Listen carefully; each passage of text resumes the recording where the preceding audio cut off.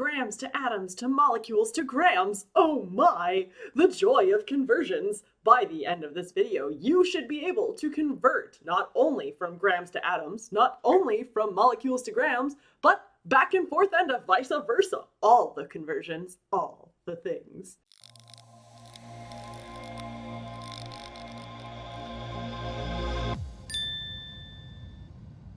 As we've seen in the past, we can use our magical line to freedom format in order to solve for any dimensional analysis problem that we may encounter. So, just as a brief review, we're always going to draw our magical line to freedom, an equal sign, a space for our answer, and our goal units at the end, because we need to know where we're going. So we have to put the goal units there so we know where to go. Then we're going to put our given value, which they will so graciously give us in the word problem, at the very top of our line as the very first thing. And then we're going to figure out the conversion factors necessary. Those are our little domino pieces that we can flip either way to get from one unit to our goal unit at the end. From previous lessons, we have now learned what molar mass is and how to calculate it. And we've also seen what Avogadro's number is and how we got that. Since we have two conversion factors now, we can use both in our dimensional analysis setup. As opposed to just using one domino at a time, we can use multiple dominoes for an even longer magical line to freedom. In other words, we can go from grams to moles, moles to atoms or molecules, because those are interchangeable with Avogadro's number, and atoms to molecules to moles back to grams. Let's see an example then of what I mean by this. Multiple dominoes. Scary. I'm horrified. Even more math than before? The math never goes away. Reading our question, it says, if there are 7.5 times 10 to the 21 atoms of carbon in my diamond wedding ring, how many grams does my diamond weigh? And yes, diamonds are made out of carbon, by the way, if you didn't know that, but so is charcoal. So, eventually over time, all diamonds will just degrade into charcoal. So before that happens and your heart breaks, just hand over all your diamonds to me now so you don't have to worry about, it turning into charcoal over the next million years. Anyways, so let's draw our dimensional analysis magical line to freedom. Ta-da! We drew a line. Better than staring at a blank page when we're doing a challenging math problem. Next, we need to draw an equal sign and a space for our answer with the goal units at the end. And my goal units, what the question wants me to solve for in this case, is how many grams does my diamond weigh? So that would be grams of carbon as my goal units at the end. They also gave me this value, 7.5 times 10 to the 21 atoms of carbon. So that's the thing that goes on the top of my line as the very first thing.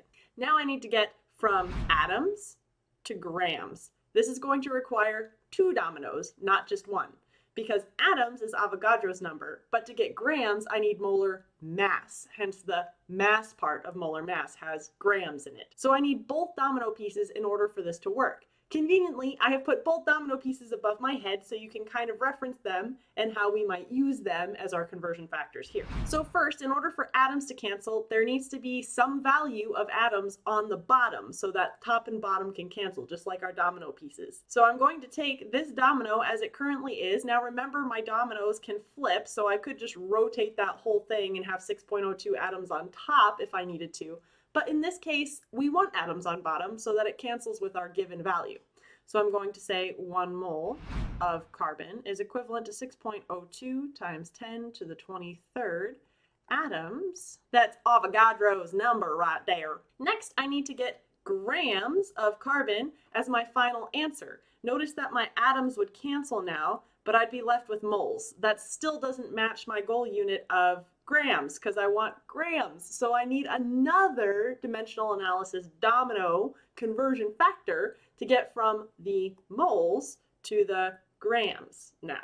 Well, ain't it just peachy that molar mass has got both moles and grams in it, so I can get rid of that moles that's bugging me right now. Conveniently, I've got the domino piece right there for you for molar mass of carbon. Now, where did this value come from? It came from my periodic table. Right below carbon is 12.01 grams, because in 1 mole of carbon, there is 12.01 grams. Or another way to say that is if I put 12.01 grams of carbon on a scale, I'd have a mole of carbon.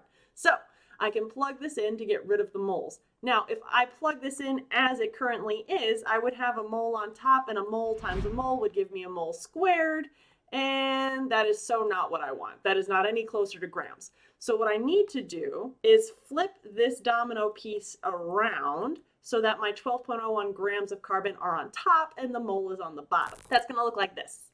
12.01 grams of carbon on top and 1 mole of carbon on the bottom. Now notice I've been writing a C after every single one of these. Why am I doing that? Because I am practicing good bookkeeping for later on. Now, believe it or not, these dimensional analysis problems get even longer.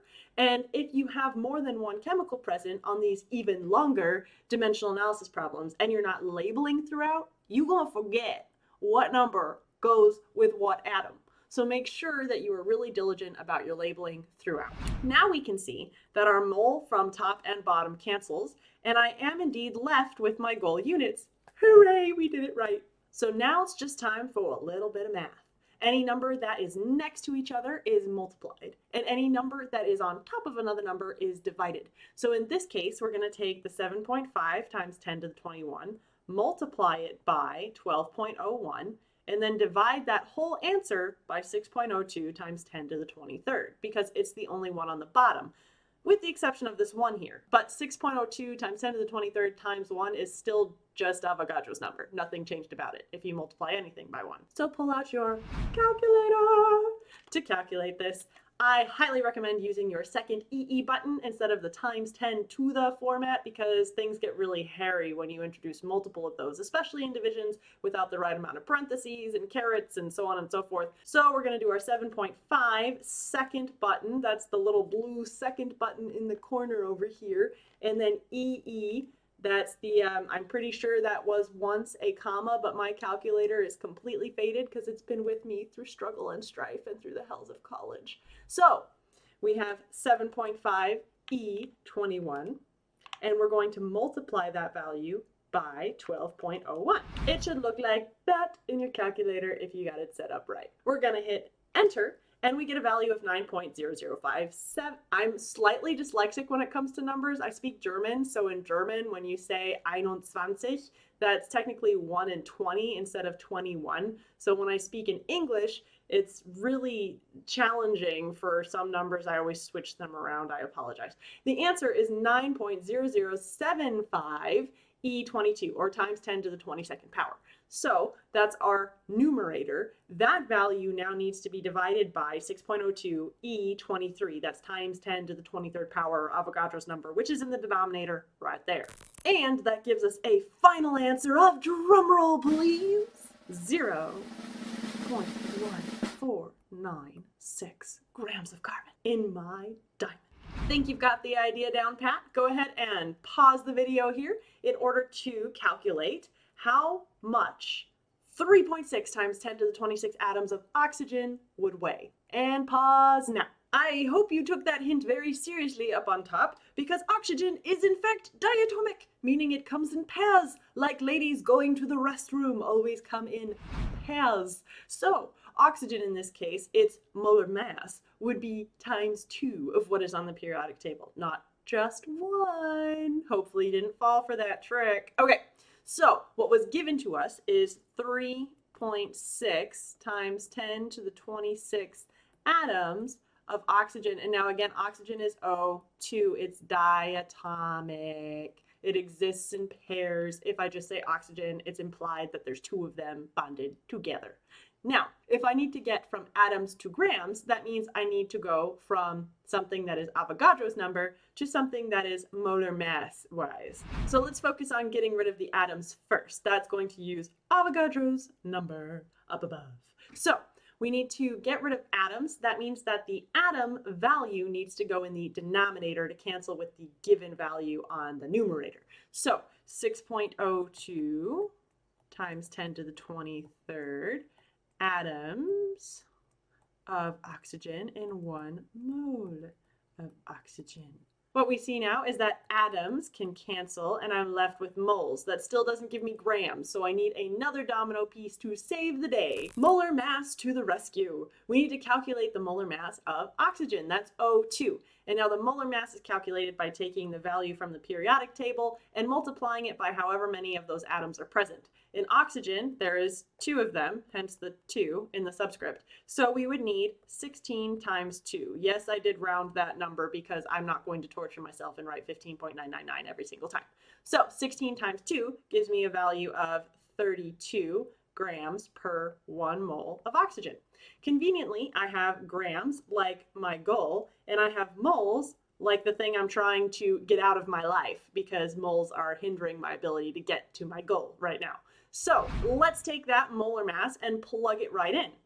32 grams O2, 1 mole O2. Again, notice I'm not skimping on my labeling. My labeling includes the atom type every single time so that when we introduce other different types of molecules into these questions, we don't get lost. Now we can see that mole cancels here, mole cancels there, and I am in fact left with my goal unit of grams. So now I can plug and chug into my calculator. 3.6 times 10 to the 26, or e to the 26 times 32 times 1 if you absolutely must. But again, if anything times 1 is just going to be the same thing that you multiplied it by anyway. So I just kind of ignore the 1 for now. 3.6, second EE button, 26 times 32. So it should look like this in your calculator. And you get a value of 1.152 times 10 to the 28. That time I said it correctly. No German mishaps. And that value needs to be divided by the 6.02 times 10 to the 23rd Avogadro's number, since that's on the denominator. Once those two are divided, I end up with 19136.21. So 19,136.21 grams of oxygen. All right, that's fine and dandy and all, but what if we have the reverse situation now? What if I'm given grams and they want me to solve for atoms? What then, my ducklings? We are going to do the same kind of idea, and remember, we can just flip-flop our conversion factor dominoes as need be. So we're going to take our 2.3 grams of given amount of carbon here and put that on the first thing on our line, 2.3 grams of carbon. We're going to put our goal, as always, how many atoms of carbon at the end of our line, so we know where we're going.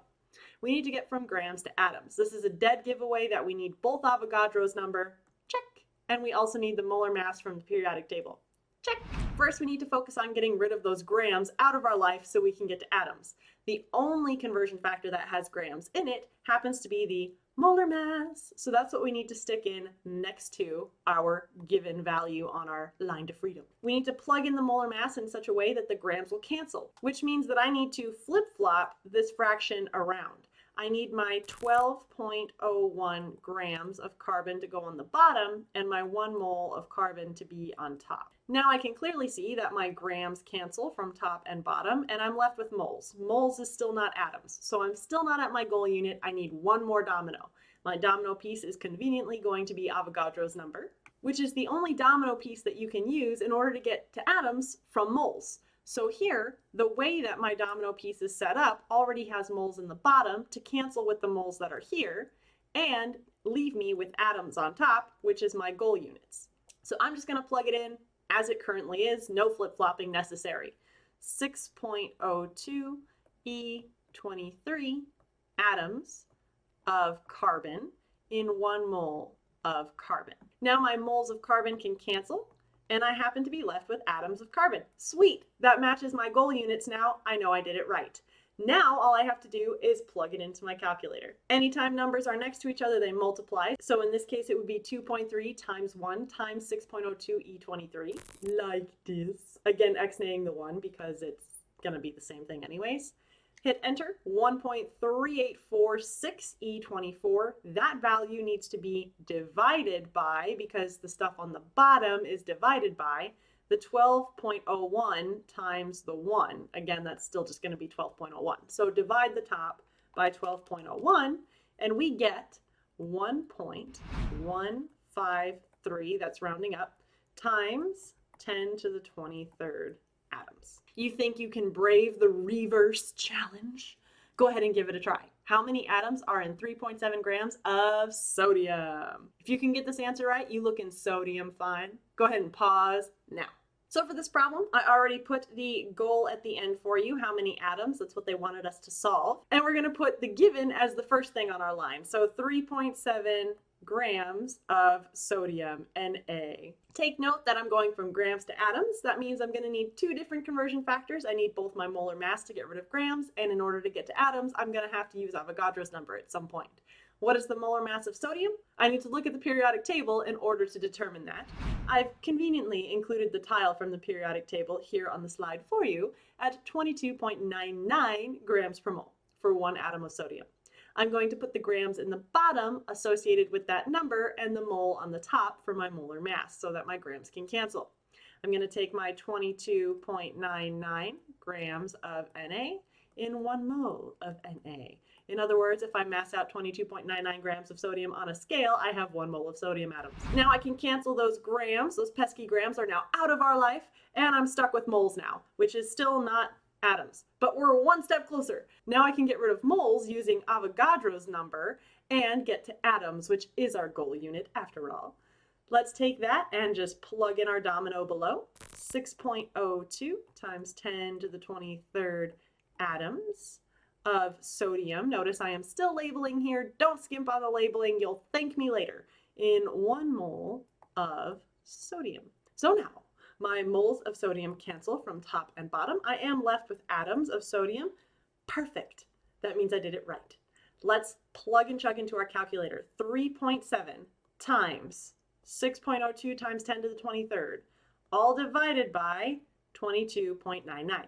My final answer ends up being 9.68 times 10 to the 22nd atoms. Okay, cool, Duckonta, I think I get it. But what if the question's asking me about molecules instead of atoms? What do I do then? You're gonna do the same exact thing, but let me prove it to you. In this question, I say how many molecules are in 120 grams of glucose, and I give you the molecule for glucose. And the hint here is that I need to calculate molar mass of glucose first. This happens to be a compound, not just a single thing from the periodic table, so let's do that first.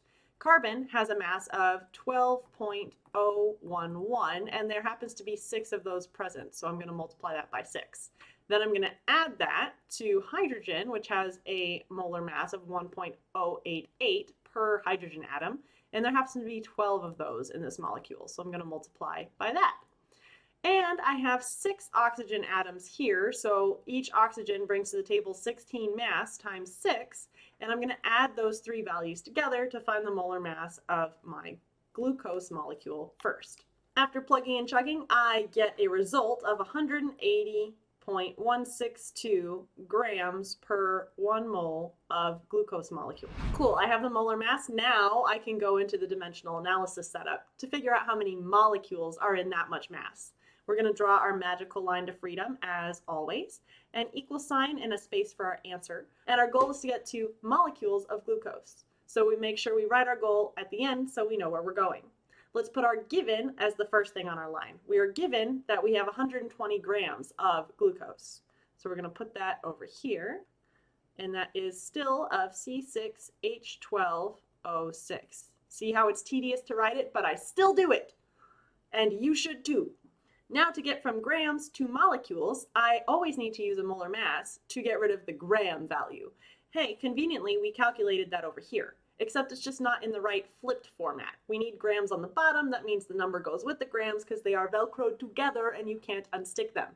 So maybe we should say they're Gorilla Glued together, not Velcroed. You will not. No, even better yet. We'll say that they are welded together. The 180.162 is literally welded to the G. You cannot separate them. Soulmates for life. We have 180.162 grams per 1 mole. And again, I am going to write out this every single time so that I remember what chemical I am talking about for each domino piece. Now my grams cancel from the top and bottom, and I'm left with moles. Moles is still not molecules. Those are not synonymous things. We still need to get from moles to molecules. The only way we can do that is by using Avogadro's number, because Avogadro's number is interchangeable for either atoms or molecules. You can use either of those and the same value, and you'll get the same thing. So just like before, we're gonna plug in Avogadro's number on top so that we end up with the molecules in our final answer. 6.02 times 10 to the 23rd, and that would be molecules now instead of atoms, and that's still C6H12O6 per 1 mole of C6H12O6. Yes, it's tedious. Write it out every time. My moles of sugar cancel from top and bottom, and I am indeed left with molecules. That matches. We know we set it up correctly. All we have to do now is some plug and chug in our calculator. 120 times 6.02 times 10 to the 23rd divided by 180.162. And we get a lovely final answer of 4.009 times 10 to the 23rd molecules of glucose. Think you got the knack for molecules yet? Go ahead and pause the video here and give this question a try. Just like before, we're going to draw our magical line to freedom. We notice that we're going from grams to molecules, so this is dimensional analysis, so we are going to need that magical line with our space for an answer, and our goal units at the end happen to be molecules this time. Of fluorine gas. Fluorine is a diatomic, so hopefully you caught that from my little hint on the picture down below. And so we're going to write molecules of F2. We are given that there are 25 grams of F2 present, so we want to know how many molecules are in that mass. We need the molar mass of fluorine. Well, how are we going to find the molar mass of fluorine? We need to look at our periodic table.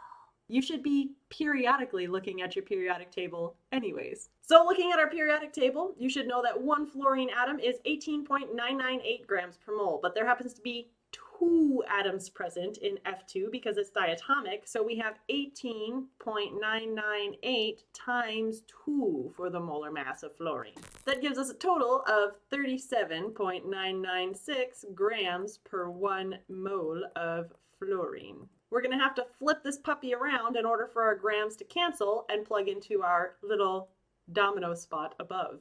So we're going to take our 37.996 grams of fluorine on the bottom and put the 1 mole of fluorine on the top. Now we see that our grams of fluorine cancels, and I have moles of fluorine at the top. Now, moles is not synonymous with molecules, so we still need to use Avogadro's number to get from moles to molecules. Avogadro's number is 6.02 times 10 to the 23rd molecules here of fluorine, F2, and 1 mole of fluorine, F2. You know, if Avogadro was still alive, he'd probably like hand chicks that number on a piece of paper and he'd be like, hey, I just met you and this is crazy, but here's my number, so call me maybe. Now the moles of fluorine are going to cancel from top and bottom, and I am indeed left with molecules of fluorine. Cool, that means we did it right. We just need to plug into our calculator 25 times 6.02 times 10 to the 23rd, because they are next to each other, and technically also times 1, but again, we're x-naying that because 1 times anything is just itself. Divide that all by the 37.996, technically again times 1, but we're just x-naying that because nobody cares about the 1. It doesn't do anything. And after plugging that so diligently into our calculator, we end up with a value of 3.96 times 10 to the 23rd molecules of fluorine gas. If you feel like you understand these conversions now, make sure you test yourself before you wreck yourself as usual, and try and answer these 4 questions as your test yourself questions. All 4 of these questions are taking into account going from atoms to grams, grams to atoms, or molecules to grams, and grams to molecules. The last one is particularly challenging only because you also have to figure out the molecular formula for iron 3 oxide. If you don't know how to do that, make sure you check out my ionic bonds naming with transition metals video linked in the description below. That's all for today, ducklings. Give me a quacks up if this was helpful for you, and please subscribe to my channel for more educational content and to help others like yourself find my content and help them too. Hope your day is just ducky. No ducks, no glory.